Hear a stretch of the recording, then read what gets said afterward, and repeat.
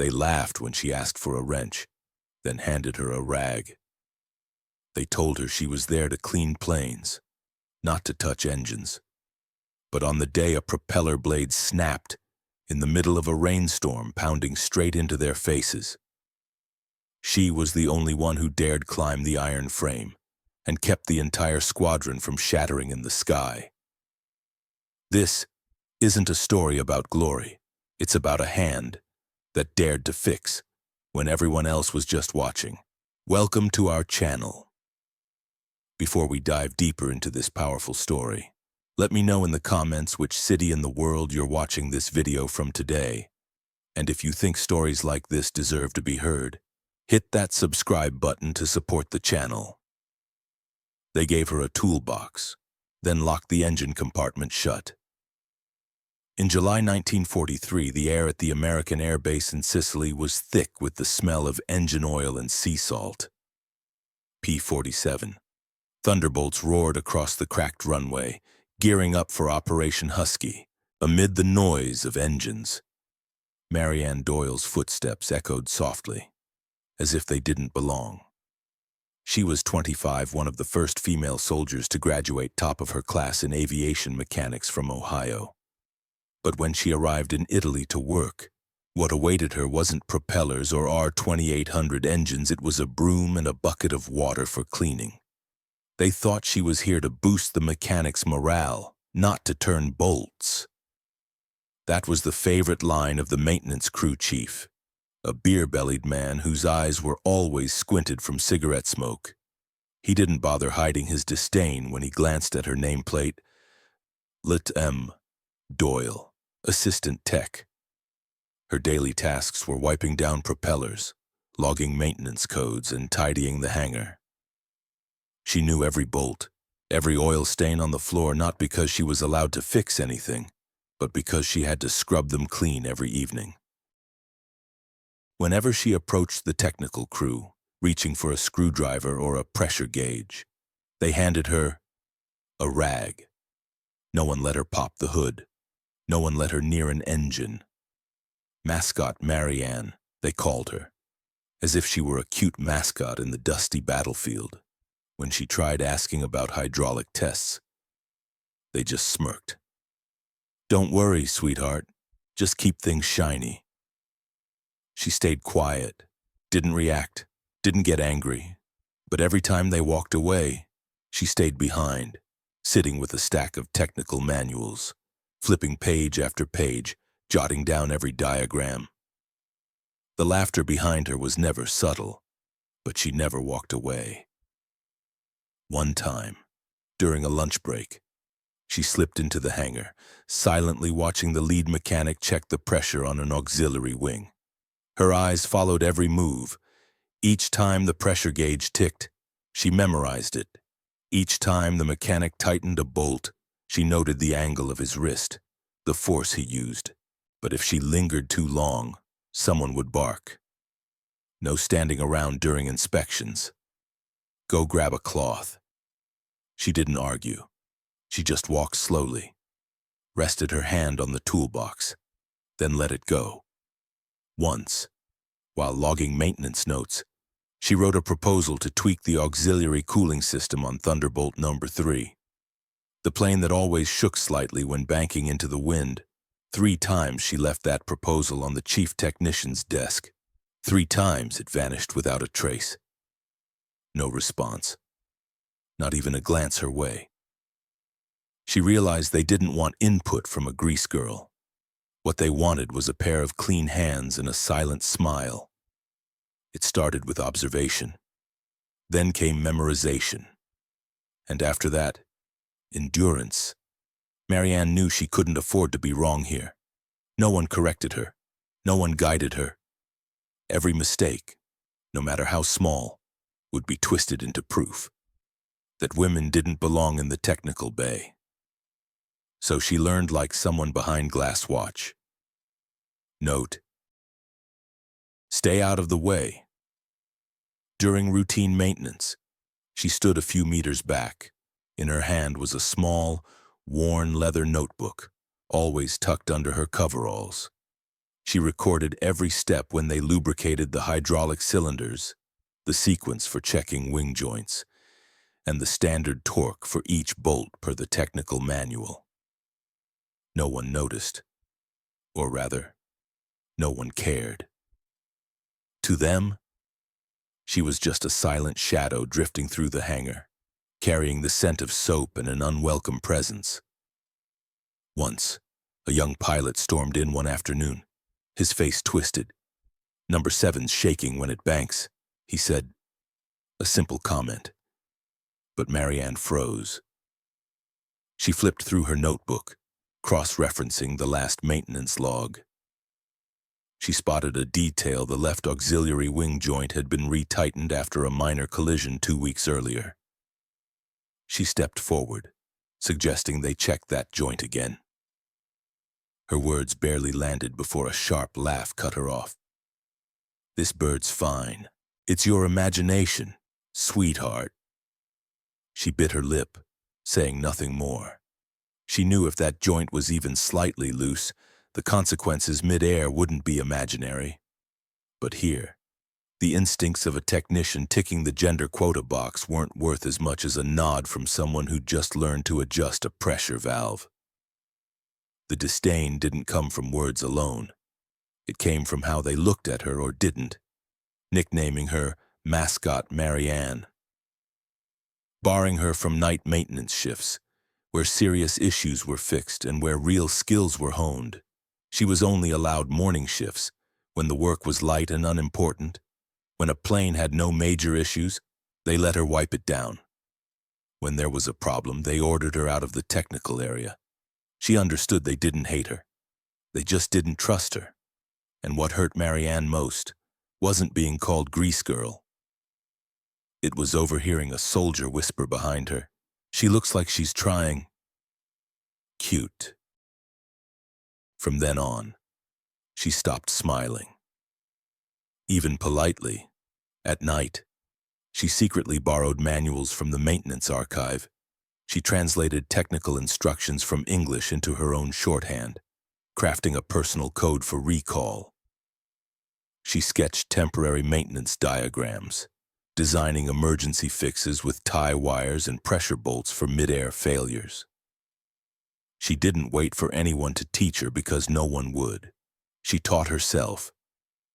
She wrote 3 more technical proposals for P-47 emergency maintenance, including reinforcing the ammunition bay's load-bearing structure, adjusting vibration limits on auxiliary wings during crosswinds, and suggesting a moisture-resistant sealant under the engine's bearing pads. 3 times. She left them on the chief technician's desk with faint hope. 3 times. They vanished like they'd never existed. But one thing didn't vanish her gaze when she looked at the planes, but it wasn't the look of someone cleaning. It was the look of someone who knew if one bolt was loose, the whole team might not come back. And if no one else checked that bolt, she'd be the last one to remember where it was. Dry winds swept across the airfield like a blade tearing at the runway. In the July Sicilian heat, the ground shimmered like molten iron. At 6 in the morning, an alarm blared from the control tower. A P-47 Thunderbolt unit was ordered to scramble for support in Palermo, the northern coast, where Allied forces were struggling to hold the port against a German counterattack. The command was clear 5 planes airborne in 30 minutes. Each aircraft was being loaded with ammo, oiled, and checked for hydraulic wing pressure and engine status. Mechanics darted along the runway, too busy to even speak. Marianne knew this morning mattered. She heard the deployment order while wiping sea salt from the fuselage of P-47 No. 3. The Iron Bird, often flown by Lieutenant Hayward, a pilot who'd survived 3 bullet hits.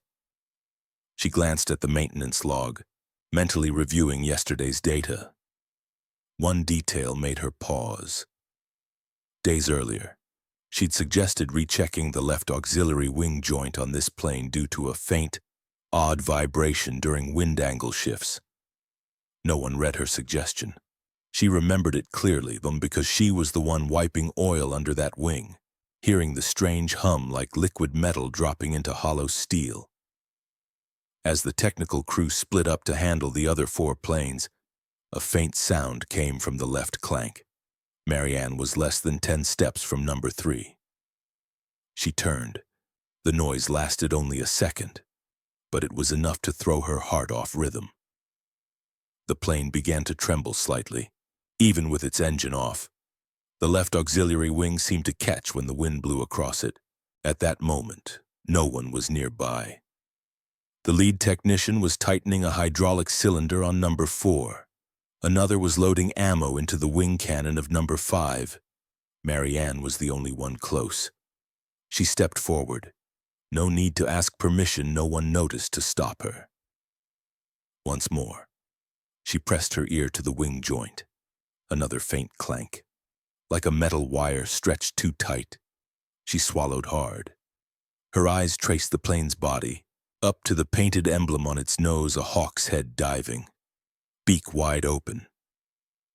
She knew if it took off with an unstable auxiliary wing, the plane could lose balance mid-turn, or worse, snap a wing in flight. At 3,000 feet, there'd be no second fix, no way back. Marianne glanced at the technical crew. No one was free.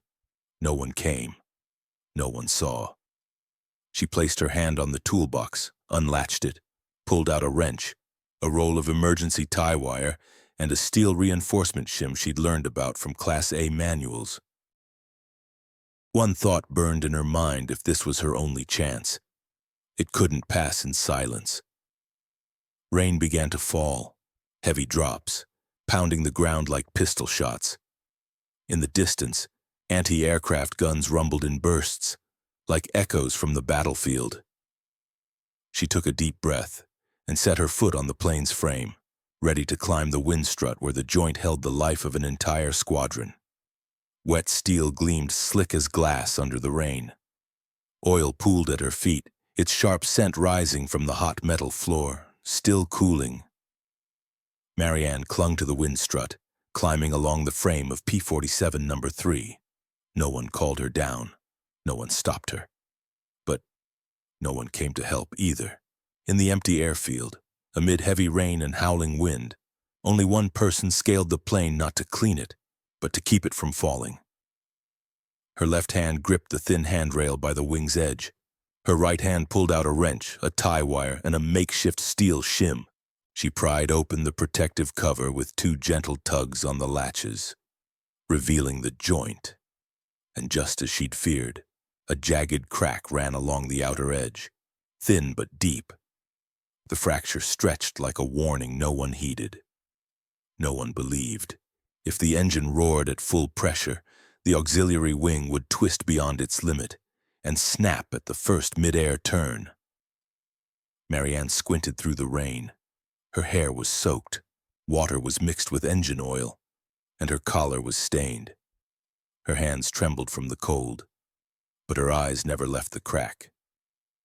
She slid the steel shim into place, secured it with double-wrapped wire, then torqued it to the exact specification she'd memorized from technical class, no more, no less. One small misstep could shatter the entire joint, but if she didn't act, no one else would in time. Rain hammered the metal hull like war drums. Wind whipped her, flapping her jacket, her hands slipping on old oil she hadn't yet wiped away. But she didn't stop. Didn't hesitate. Didn't seek confirmation. Didn't wait for orders. The only thing she trusted now was her hands and the knowledge she'd earned through a year of being dismissed. When the final adjustment was done, she checked twice. Her eyes scanned the tightened bolts, the wired lines, the torque angles. Everything was right.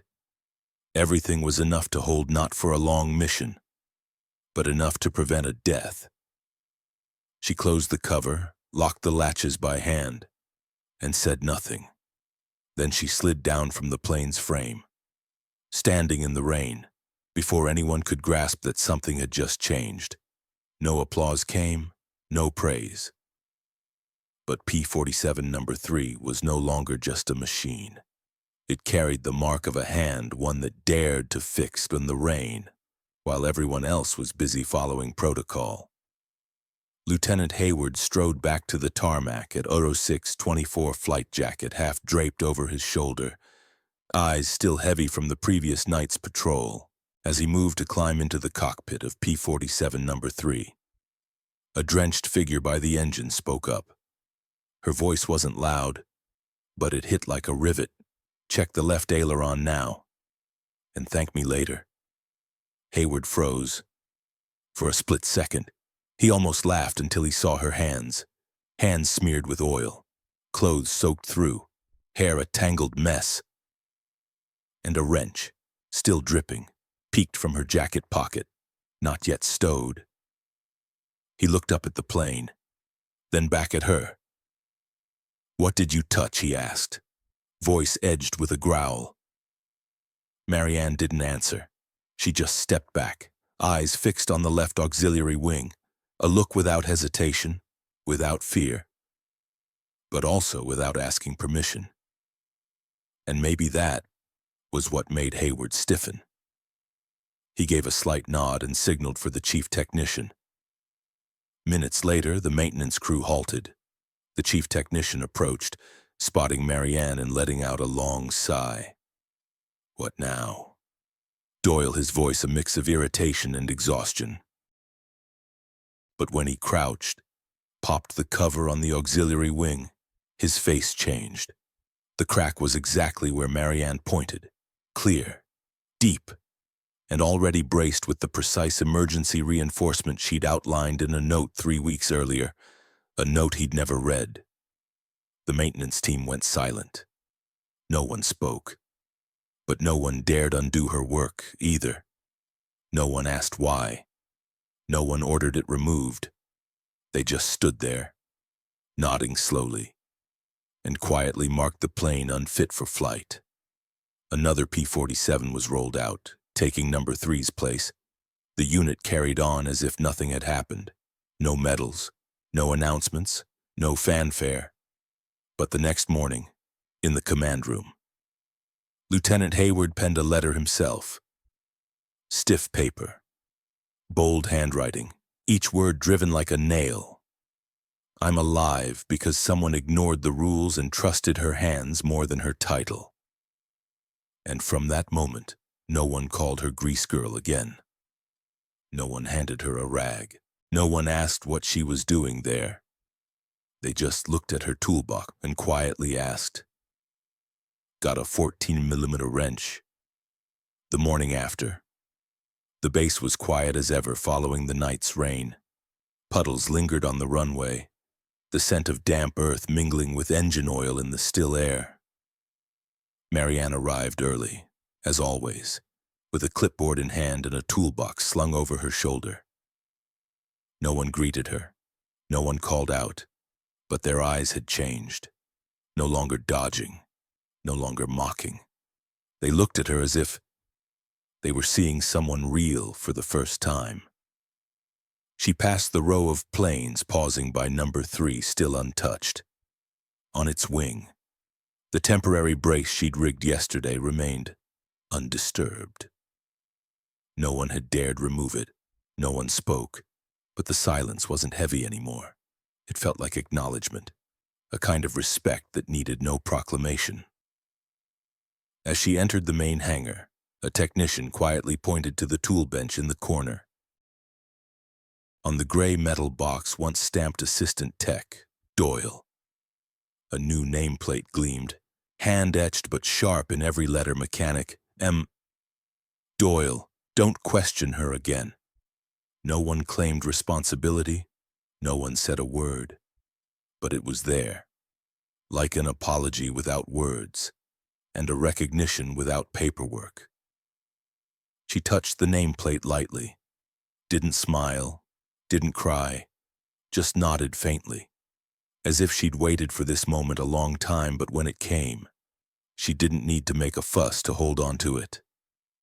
From that day, whenever a serious mechanical issue arose, the first name called wasn't the lead technician's, It was Marianne's. She still spoke little, still worked quietly. But when she approached an engine, people stepped aside, not out of fear, out of trust. The nickname mascot vanished like it had never existed. No one needed to bring it up, because now they knew some hands thought only fit to wipe oil were the ones that kept a squadron from falling out of the sky. No medal was pinned, no ceremony held, no, but those hands, that oil, that wrench's mark, they lived in the memory of the Sicily base, a quiet testament that, in war, dignity doesn't come from titles, it comes from action, at the right moment, in the right storm, and no one would ask her, "What are you doing here anymore?" They'd only ask, "Which wrench do you want today?" Marianne Doyle's story isn't just about a woman fixing a plane in the rain. It's about silent resolve, about faith in the true worth of one's hands even when no one sees. If you believe that quiet people like her deserve their names told, share this video with others. Subscribe to the channel to catch more stories of raw strength like this. And don't forget to comment, because maybe, just maybe, you've been the one quietly fixing something for a team, unnoticed.